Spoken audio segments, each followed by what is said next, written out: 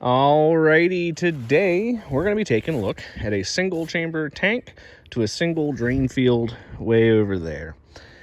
If you enjoy content like this involving the world of well and septic, please go ahead and hit like and subscribe, as I have more content posted like this every day. So let's dive into it.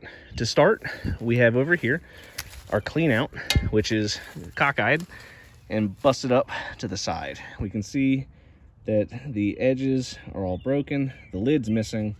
All that was over top this hole was this little broken planter right over here. So not entirely sure what knocked that over or what caused that to break, but we're gonna go ahead and recommend that we reset that so that way we don't have any debris, water, or soil working its way into the tank. We can see here we have a lot of trash and other debris around it. So it's very possible that at some point there might have been a brick structure, or maybe somebody was trying to knock down some of these trees, and that's what caused that clean out to get cockeyed. This is generally what would be used to clean out the tank. We're going to recommend that a riser go in the middle. That's the more efficient way of doing it, but this is still perfectly fine. We're just going to recommend that they get it sat straight up and down and reseal it.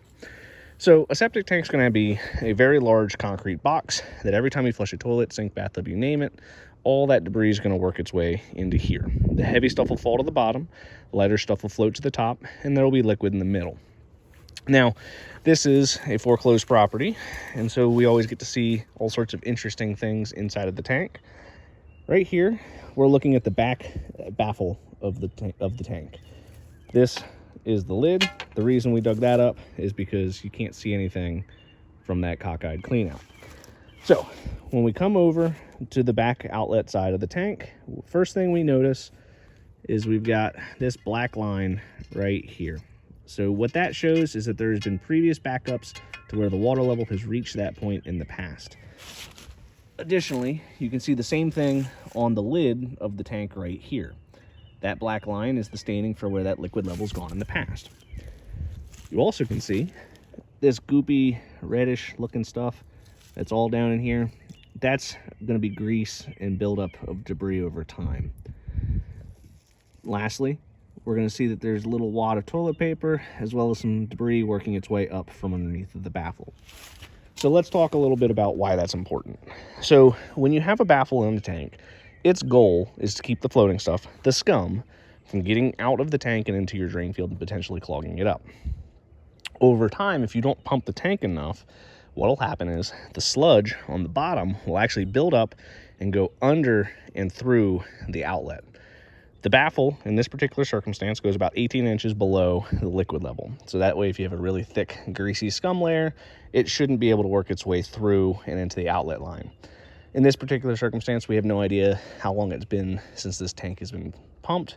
We don't know anything about the maintenance history of it, but we can see the sludge and debris starting to work its way up through underneath of the back baffle. So we're going to go ahead and recommend to this client that they go ahead and get it pumped out. The main concern about the buildup getting into the outlet line in the drain field is that it can cause premature failure or clogs. Now, remember, we said that there was previous signs of backups. The original system was put in 1984, but there appears to be a newer system, probably sometime in the last 10 or 15 years, that was installed. So what this is telling me is that the old system probably failed, which is why we would see all of this old debris. The new system was put in, but the same habits of maintenance were taken on into the new system. And so you're going to eventually run into a shorter lifespan of the drain field. Now, this particular drain field is going to go all the way out, and then it's going to hook left until we get to that white pipe. That white pipe right over there is what we refer to as an observation port.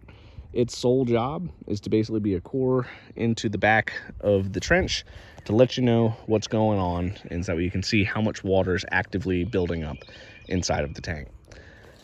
So hopefully this is giving you some insight into how a one-chamber tank works.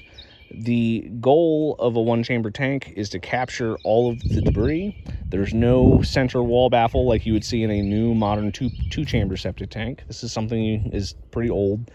The same concept's been used for years. And then hopefully you realize that you don't want to put any kind of debris into your septic tank. The only thing that should be going in there is human waste and toilet paper, and that's it. You don't want to put any kind of flushable wipes, feminine products, plastics, cigarette butts, or even rubber ducks, as it will cause problems. If you enjoyed content like this, please go ahead and give me a like and subscribe, as I will have more content on the world of well and septic put out daily. Till next time.